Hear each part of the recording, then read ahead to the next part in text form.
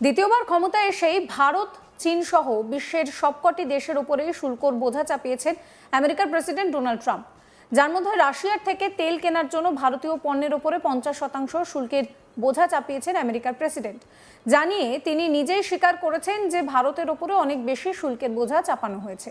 এই পরিস্থিতিতে আমেরিকার ডলার অর্থনীতির আধিপত্য থেকে বেরিয়ে আসতে চাইছে ভারত, চীন, রাশিয়া সহ ব্রিক্সের আওতায় থাকা দেশগুলি।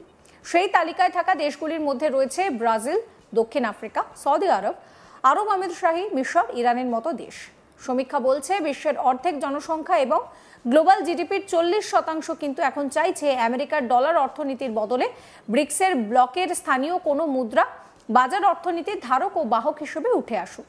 বর্তমান পরিস্থিতিতে যখন সমগ্র বিশ্ব ট্রাম্পের শুল্ক আরোপের সমাধান খুঁজতে ব্যস্ত, তখন বৈষয়িক বাজারে সেখানে যেটা দেখা যাচ্ছে যে আমেরিকান ডলারের উপরে নির্ভরশীলতা হ্রাস বা ডলারের বিমুদ্রাকরণ প্রক্রিয়াকে ইন্ধন যোগানোর জন্য তাদের নিজ নিজ অর্থনীতিকে পারস্পরিক আমেরিকার শুল্ক থেকে মুক্ত করার জন্য একটি দ্রুত উদীয়মান হাতিয়ার হিসেবে দেখা দিয়েছে।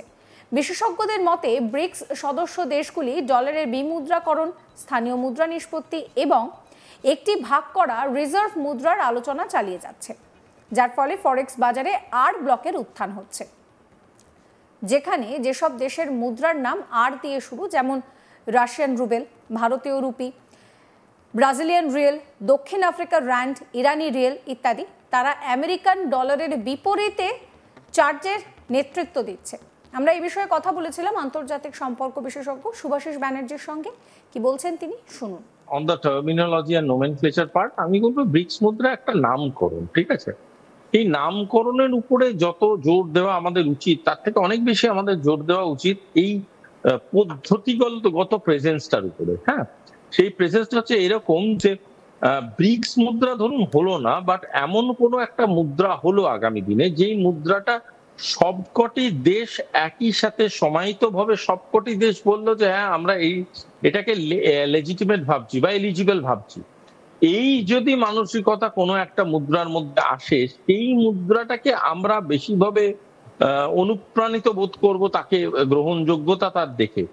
কিন্তু ব্রিক্স মুদ্রা বলতে পারো একটা এমন শব্দ চয়ন, যেই শব্দটা আজকের ডেটে অ্যাজ অ্যান অল্টারনেটিভ ফোর্স সবাই ইউজ করছে, বাট এটা এই নয় যে ব্রিক্স মুদ্রাটা আগামী দিনে আসতেই চলেছে। কারণ এসসিও বলো, বিআরআই বলো বা আরআইসি বলো, এই কম্বিনেশন গুলো বলো বা ব্রিক্স বলো, জিওগ্রাফিক্যালি বাট আমরা টেরিটোরিয়ালি যদি বলি, যেগুলো দেশ আছে সে প্রতিটা দেশের মধ্যে কিন্তু এদের গ্রহণযোগ্যতাটা দিনের পর দিন বেড়েই চলেছে। এই বারবারন্ত গ্রহণযোগ্যতার একটা জায়গায় গিয়ে ইকোনমিক একটা আইডিওলজিতে সেটেল ডাউন করতেই হবে। এই ইকোনমিক আইডিওলজিতে যেটা সেটেল ডাউন করবে, সেই ইকোনমিক আইডিওলজিটা কোথাও একটা গিয়ে তো এমন হতে হবে যেটাকে সারা জীবন আমরা বহন করে নিয়ে যেতে পারি। সেই সারা জীবন বহন করে নিয়ে যাওয়ার জন্যই একটা মুদ্রা বা একটা কাউন্টার ফিটিং দরকার। সেই কাউন্টার ফিটিংটা কিন্তু হওয়ার জন্য আমার ধারণা একটা মুদ্রা আগামী 3 থেকে 4 বছরের মধ্যে পৃথিবীর বুকে আসতে চলেছে। কিন্তু তার আগে লোকাল কারেন্সি দিয়ে ডলারকে অনেকটাই ফেলে দেওয়া হবে এবং তারপরে রিপ্লেসমেন্ট প্রসিডিওর স্টার্ট হবে এবং অবশেষে সেই ডলারটাকে রিপ্লেস করে দেওয়া হবে কোনো একটা মুদ্রা দিয়ে। একেবারে এই সময় আরো একটা বিষয় জানতে চাইবো। ইতিমধ্যেই আরবিআই এর একটা গাইডলাইন বেরিয়েছে, যেখানে বলা হচ্ছে যে ব্যাংকগুলিকে পূর্ব অনুমোদনের প্রয়োজন ছাড়াই আরো ভস্ত্র অ্যাকাউন্ট খোলার নির্দেশ দেওয়া হয়েছে। তো যদি এটা সম্ভব হয়, তাহলে সেক্ষেত্রে সেটার প্রভাব অর্থনীতিতে কতটা পড়তে পারে বিশ্বের যদি নিরিখে দেখি? দেখো, ইউরো হতে পারতো একটা অল্টারনেটিভ হিসেবে সেই সময় দাঁড়িয়ে, বাট পারেনি ইউরো, বিকজ ইউরো অনেক জায়গায় গিয়ে কম্প্রোমাইজিং স্ট্যাটাস তার তৈরি করেছে।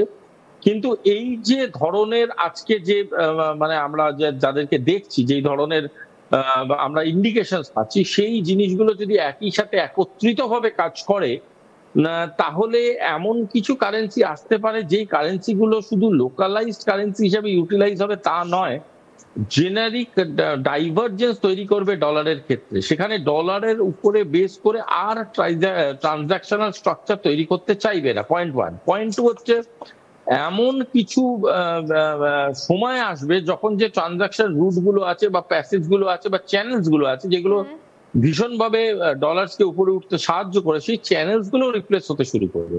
কিন্তু এর জন্য যেটা মূলত মানে বলা প্রয়োজনীয়, এর জন্য কিন্তু এই বিআরআই যেমন ইম্পর্টেন্ট, সেরকম তোমার আরআইসি কানেকশনস ইম্পর্টেন্ট, সেরকম আগামী ব্রিক্স প্রেসিডেন্সি গুলোকে খুব মনোযোগ দিয়ে লক্ষ্য করতে হবে, বিশেষ করে ভারত এবং চীন যেটা আসতে চলেছে, তারপরে যেটা এসসিও সামিট নেক্সট আসতে চলেছে। এই প্রতিটা যে ঘটনা ঘটতে চলেছে, প্রতিটা ঘটনা কিন্তু ইতিবাচক এবং ইঙ্গিতপূর্ণ।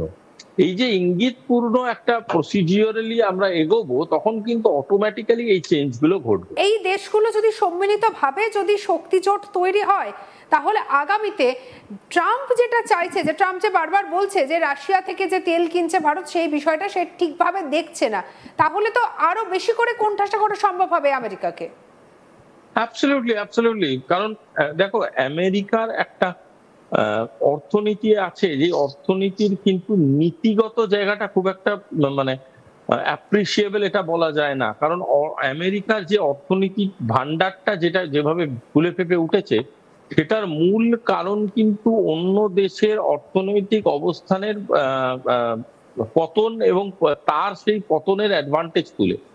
দ্বিতীয় জিনিসটা, একটা জিনিস বোঝা খুব প্রয়োজনীয়, আমেরিকার ভিতরে একটা ইনফ্লেশন কাজ করছে, আমেরিকার ভিতরে একটা মার্কেট ইনফ্লেশন আছে। এই মার্কেট ইনফ্লেশনটাকে আমেরিকা কোনোভাবেই বাইরে আসতে দিচ্ছে না। ধরো একটা বিরাট একান্নবর্তী পরিবার আছে, সেই পরিবার কিন্তু বাইরে থেকে দেখছি আমরা তিনতলা বাড়ি, মানে বিরাট আয়োজন, লোকজন খাচ্ছে, কিন্তু অ্যাকচুয়ালি কিন্তু তারা মার্কেট থেকে যে তরি তরকারি সবজি কিনছে, সেটা কিন্তু ধারে কিনছে।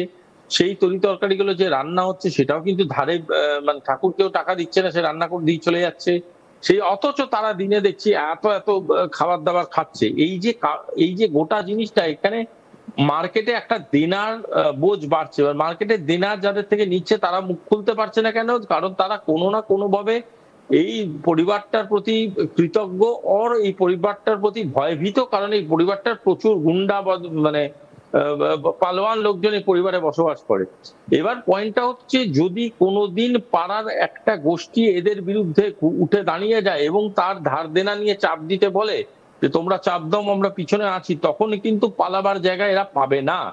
তার কারণটা হচ্ছে, এটা বুঝে নেওয়া খুব প্রয়োজনীয়, এই যে মার্কেট ইনফ্লেশনটা যেটা আমেরিকার ভিতরে আছে, যেটা এরা এখন ডিক্লেয়ার করতে চাইছে না এবং সামনে আনতে চাইছে না, এই মার্কেট ইনফ্লেশনটা যদি যখন আউটবার্স্ট হবে, যখন এই ভোলকানোটা ফাটবে, এই ভোলকানোর থেকে বেরোনো যে অগ্নিরশ্মি আছে, এটা কিন্তু ওয়াশিংটন ডিসি থেকে শুরু করে গোটা আমেরিকাকে জ্বলিয়ে একদম ডাস্টে পরিণত করে দেবে। সুতরাং আমেরিকার অর্থনীতির রিয়ালিস্টিক পিকচারটা আজকের অল্প অল্প করে হলেও পৃথিবীর কাছে অনেকটাই বেরিয়ে আসবে, যদি একটা অল্টারনেট কারেন্সি